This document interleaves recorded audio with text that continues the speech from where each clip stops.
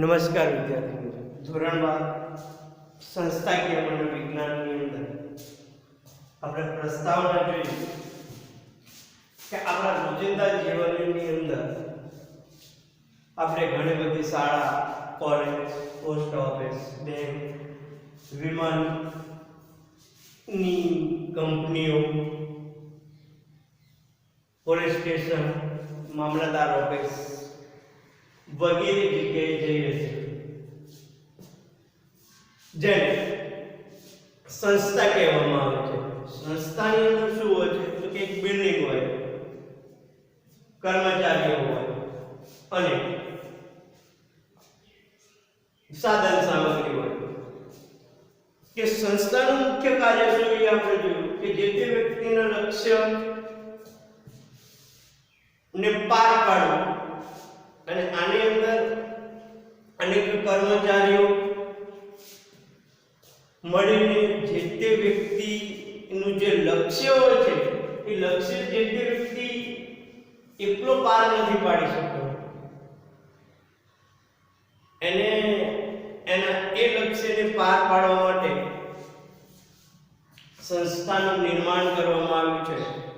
ઉદાહરણ તરીકે આપણે લીધું કે શાળા જે છે કે શાળાની અંદર એક સારું એવું બિલ્ડિંગ હોય છે, એની અંદર કર્મચારી એટલે કે શિક્ષક, પ્રિન્સિપલ, ક્લાર્ક, પટાવાળા જેવા કામ કરતા હોય છે. અને સાધન સામગ્રી વિશે લઈએ તો બ્લેકબોર્ડ છે, વ્હાઇટ બોર્ડ છે, માર્કર પેન છે, ચોક છે, ડસ્ટર છે વગેરે. પછી આપણે સંસ્થાની વ્યાખ્યા જોઈ હતી કે સંસ્થા એની અંદર રોબિન્સે આપેલી વ્યાખ્યા જોઈ હતી કે સંસ્થા એક ચેતન રીતે સંકલિત એવું સામાજિક એકમ છે.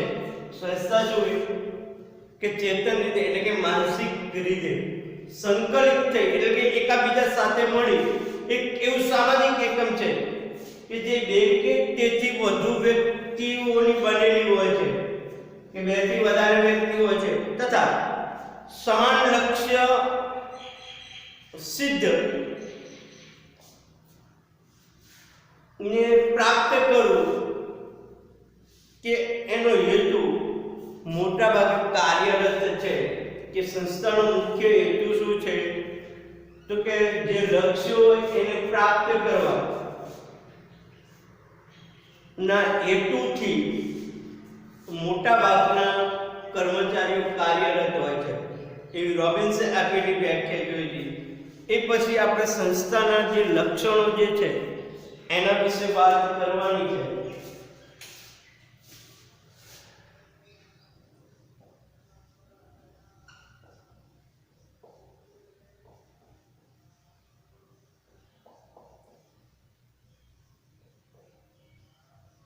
કે આ જે સંસ્થા જે હોય છે એ સંસ્થાના મુખ્ય કેટલાક લક્ષણો હોય છે. તો કે કયા કયા લક્ષણો હોય છે? એક તો પહેલું જોઈએ સમાન લક્ષ્ય, બીજું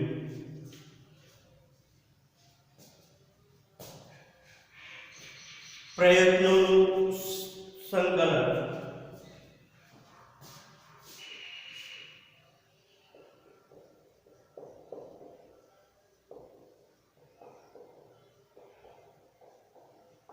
ત્રીજું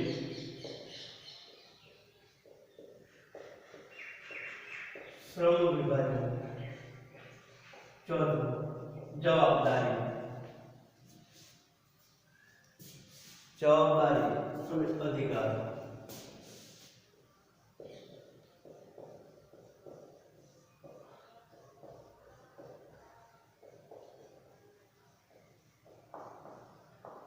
જો અહીંયા આપણને બોર્ડની અંદર એવો પૂછાય કે સંસ્થા એટલે શું, સંસ્થાનો અર્થ સમજાવે, સંસ્થાના લક્ષણો વિશે સમજૂતી આપે, ત્યારે આપણે જે સમજાવી થોડીક પ્રસ્તાવના આપવી જોઈએ, સંસ્થાની વ્યાખ્યા આપવી જોઈએ. એના અંદર રોબિન્સની વ્યાખ્યા લઈ લો, પછી સંસ્થાના જે લક્ષણો એ પહેલા લખવો જોઈએ કે સમાન લક્ષ્ય, પ્રયત્નોનું સંકલન, શ્રમ વિભાજન અને જવાબદારી અને અધિકાર.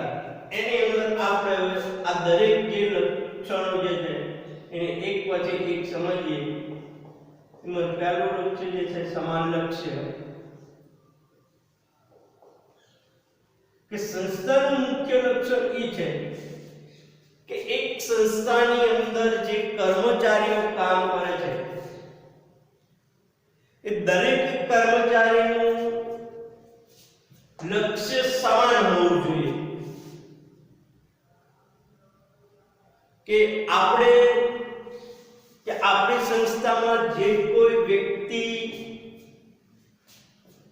પોતાનો હેતુ લઈને આવે છે એના હેતુને સિદ્ધ કરવો, અને આ જે છે એ સંસ્થાના દરેક જે કર્મચારીઓ જે છે એ પોતાના પ્રયત્નોથી અહીંયા સુધી પહોંચી શકે છે. જોઈ લો, દરેક સંસ્થાના પોતાના કેટલાક લક્ષ્યો હોય છે જેને સાકાર કરવા માટે કામ કરતી વ્યક્તિઓ પરસ્પર સહકાર અને સંકલનથી કાર્ય કરે છે.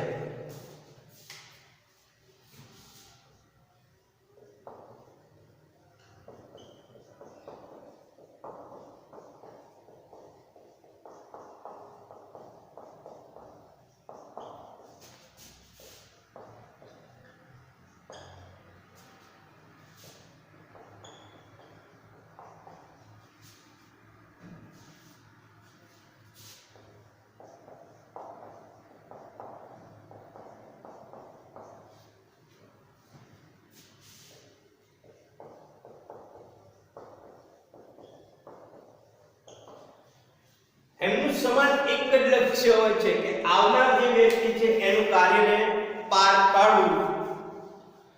જો દરેક કાર્ય અને ભૂમિકા ભલે સમાન ના હોય, કે આની અંદર દરેક જે કર્મચારી છે એનું કાર્ય સમાન નથી હોતું, ભૂમિકા પણ સમાન નથી હોતી, તેમ છતાં એમનું લક્ષ્ય કેવું હોય છે? સમાન.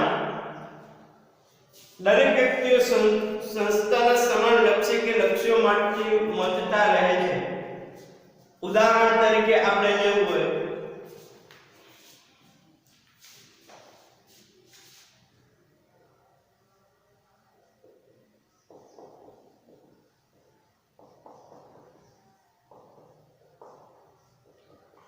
જો પોસ્ટ ઓફિસની અંદર ઘણા બધા જે કર્મચારીઓ હોય છે કે દરેક કર્મચારીને અલગ અલગ કાર્ય આપેલું હોય છે, દરેકની અલગ અલગ ભૂમિકાઓ હોય છે.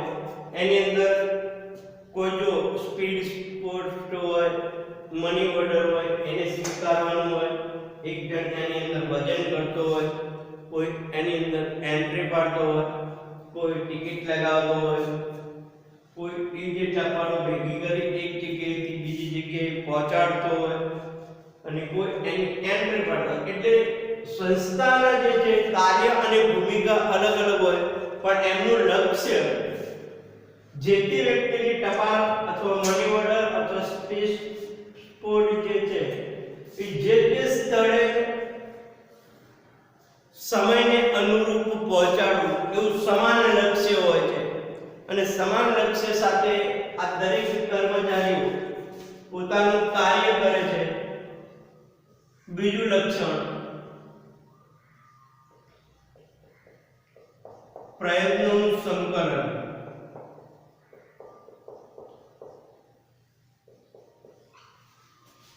જો બીજું કાર્ય શું છે કે પ્રયત્નોનું સંકલન. સંસ્થાના ધ્યેય કે લક્ષ્યને સાકાર કરવા માટે સંસ્થામાં કાર્ય કરતા લોકો પ્રયત્નો કે કાર્યનું સંકલન હોવું જરૂરી છે. શું કે આ સંસ્થાની અંદર કાર્ય કરતા જે લોકો જે છે કે કોઈ પણ પ્રકારના ધ્યેય કે લક્ષ્યને સાકાર કરવા માટે એની અંદર સંકલન હોવું ખાસ જરૂરી છે. ઉદાહરણ તરીકે લઈએ તો કે આપણે એક ટપાલ સ્પીડ પોસ્ટથી મોકલવી છે, તો તેના માટે પોસ્ટ ઓફિસના કાઉન્ટર પરનો કર્મચારી તેનું વજન કરશે. જો પ્રયત્નોનું સંકલન એટલે કે દરેક વ્યક્તિ જે છે એ આની અંદર પ્રયત્નો કરે છે. એની અંદર એક પહેલો જે કર્મચારી જે છે આપણે જે સ્પીડ પોસ્ટ મોકલવાનું છે એનું વજન કરે છે, એની અંદર સ્ટીકર લગાવે છે. બીજો ઓનલાઈન રજીસ્ટ્રેશન કરે છે. ત્યારબાદ કર્મચારીઓ તેનું વર્ગીકરણ કરી એક થેલામાં પેક કરે છે અને છેલ્લે ટપાલી તેને યોગ્ય સરનામે આપીને જે તે વ્યક્તિની સહી લે છે અને ફરી પાછી ટપાલ વિતરણની માહિતી ઓનલાઈન મૂકવામાં આવે છે. જો પ્રયત્નોનું સંકલન કેવું હોય, ધારો કે કોઈ પણ હેતુ કે કોઈ પણ લક્ષ્યને પાર કરવા માટે એક સંસ્થાના દરેક કર્મચારીઓ એકજૂટ થઈ કાર્ય કરે છે. એટલે કે આપણે એક ઉદાહરણ લીધું કે સ્પીડ પોસ્ટ કરવાનું છે. સ્પીડ પોસ્ટ કરવા માટે આપણે પોસ્ટ ઓફિસે જઈએ છીએ તો એની અંદરના દરેક કર્મચારીઓની અંદર એક કર્મચારી જે છે એનું વજન કરે, બીજું વજન કરી એને સ્ટીકર લગાવે. સ્ટીકર લગાવ્યા બાદ એને એક કોઈ થેલાની અંદર પેક કરવામાં આવે અને ટપાલી જે છે એની યોગ્ય જગ્યાએ પહોંચાડે છે અને લાસ્ટની અંદર ઓનલાઈન જેટલું પણ ટપાલનું વિતરણ થયું હોય એને ઓનલાઈન મૂકવામાં આવે. આમ પ્રયત્નોનું સંકલન થાય છે. શ્રમ વિભાજન.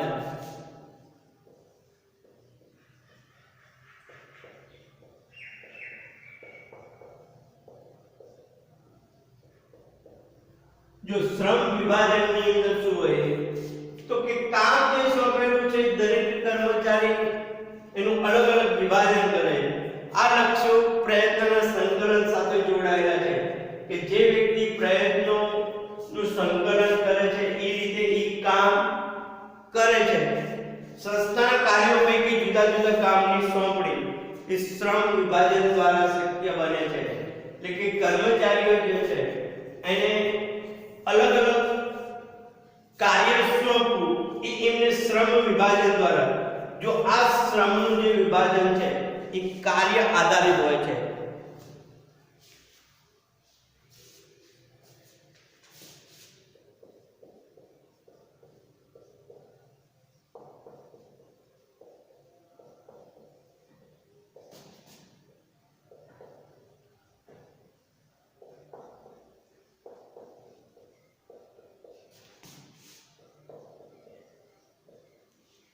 અને કે પ્રયત્નોના સંકલન આધારે એ જુદા જુદા કર્મચારીને એના કાર્ય આધારિત શ્રમ સોંપે છે.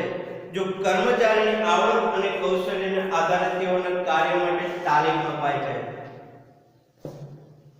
આની અંદર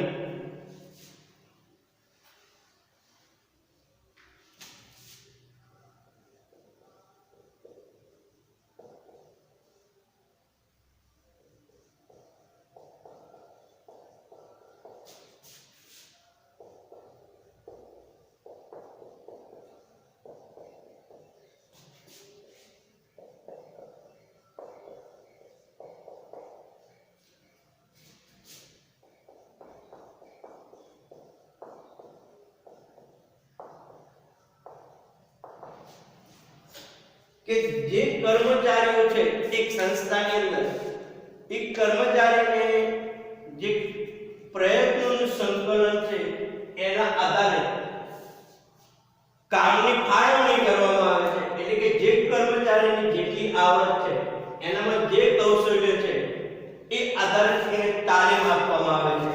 અને તાલીમ આપ્યા બાદ એમને જે તે વ્યક્તિનું કાંઈ લક્ષ્ય છે એને સિદ્ધ કરવા માટે કાર્ય કરતા હોય છે. ચોથું લક્ષ્ય જવાબદારી અને અધિકાર.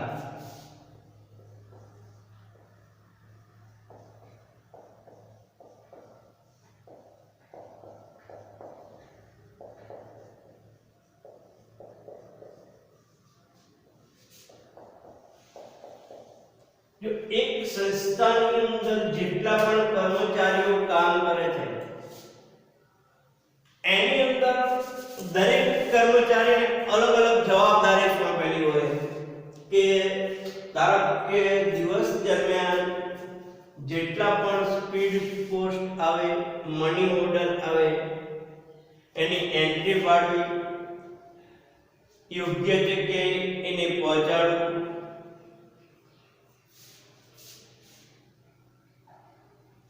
એ દરેક વ્યક્તિની અલગ અલગ જવાબદારી હોય અને આ માટે એમને અધિકાર પણ આપેલા છે કે એમને યોગ્ય નિયમો સાથેના અધિકારો છે કે કોઈ પણ લક્ષ્ય, ધારો કે એક લક્ષ્ય છે કે જે તે વ્યક્તિની ટપાલ એની યોગ્ય જગ્યાએ પહોંચાડવી, તો ટપાલ યોગ્ય જગ્યાએ પહોંચાડવાની જવાબદારી ટપાલીની છે અને આ માટે એને અમુક પ્રકારના જે અધિકારો આપ્યા છે કે અમુક પ્રકારની સ્વતંત્રતા આપી કે તારે આ પ્રકારે આટલા સમયની અંદર જે તે ટપાલ જે તે વ્યક્તિને પહોંચાડવી. એવી જ રીતે બેંકની વાત કરીએ તો બેંકની અંદર પણ ઘણા લોકોને એવી જવાબદારી સોંપેલી હોય કે ભાઈ તમારે જે લોકો આવે છે, ધારો કે નાણાં જમા કરવા આવતા હોય તો એક વ્યક્તિને નાણાં જમા કરવાની જવાબદારી હોય કે એને નાણાં એના ખાતામાં જ જમા થવા જોઈએ, જેની અંદર એના કેટલા જમા છે, કેટલા ઉપાડી લીધા છે, એની એન્ટ્રી પાડવી અને એની માટેના એના અધિકારો છે. તે રીતે કાર્ય કરવું. જો આમ સંસ્થાના મુખ્ય 4 લક્ષણો છે. સમાન લક્ષ્ય. જો સમાન લક્ષ્ય એટલે શું કે કર્મચારીની અંદર, એક સંસ્થાની અંદર જે કર્મચારીઓ કામ કરે છે એમનું ભલે કાર્ય અલગ હોય, ભૂમિકા અલગ હોય, પરંતુ દરેકનું લક્ષ્ય સમાન હોય છે. કેવું લક્ષ્ય કે જે તે વ્યક્તિ એમની સંસ્થામાં આવ્યો છે જે તે કાર્ય કરાવવા માટે, એનું કાર્ય સંપૂર્ણ રીતે પાર પડી જવું જોઈએ. એ એક સંસ્થાની અંદર કામ કરતા દરેક કર્મચારીનું સમાન લક્ષ્ય હોય. ભલે કામ એમને અલગ અલગ સોંપ્યું, એક સંસ્થાની અંદર ભૂમિકા અલગ અલગ, પરંતુ લક્ષ્ય કેવું હોય છે દરેકનું સમાન. બીજું કે પ્રયત્નોનું સંકલન, કે સંસ્થાની અંદર કામ કરતા જે કર્મચારીઓ છે એમનું પ્રયત્નોનું જે સંકલન જે છે એ એક સમાન હોય. ઉદાહરણ તરીકે આપણે લઈશું કે પોસ્ટ ઓફિસની અંદર આપણે જ્યારે સ્પીડ પોસ્ટ કરવા માટે જઈએ તો એની અંદર એક કર્મચારી જે છે એ સ્પીડ પોસ્ટનું વજન કરે, એને ટિકિટ લગાવે, એને એક થેલાની અંદર બેગની અંદર પેક કરે, પછી બીજો જે કર્મચારી જે છે એ સ્પીડ પોસ્ટને યોગ્ય જગ્યાએ પહોંચાડવાનું કાર્ય કરે છે. પહોંચી જાય પછી ઓનલાઈન ટપાલ વિતરણની માહિતી મૂકવામાં આવે છે. આ પ્રયત્નોનું સંકલન છે.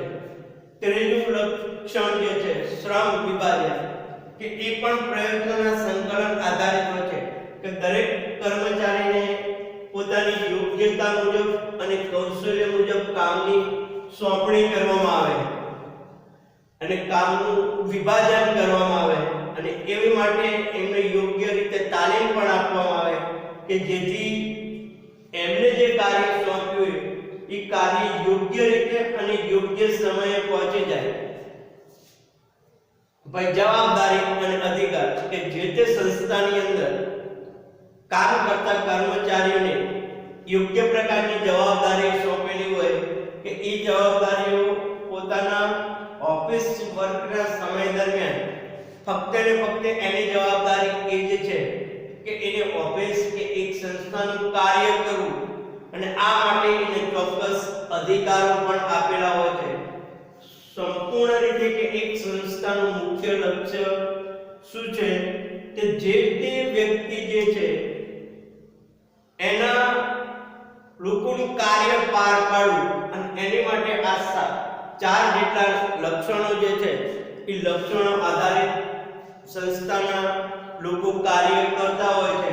તો આપણે આવો પ્રશ્ન પણ પૂછાય છે કે સંસ્થાના લક્ષણો, જે 4 લક્ષણો જણાવ્યું, 4 લક્ષણોને વ્યવસ્થિત સમજાવવા જેથી યોગ્ય માર્ક્સ આપણને મળે. આના પછીનો ટોપિક એ હવે પછીના ક્લાસની અંદર આપણે સમજીશું.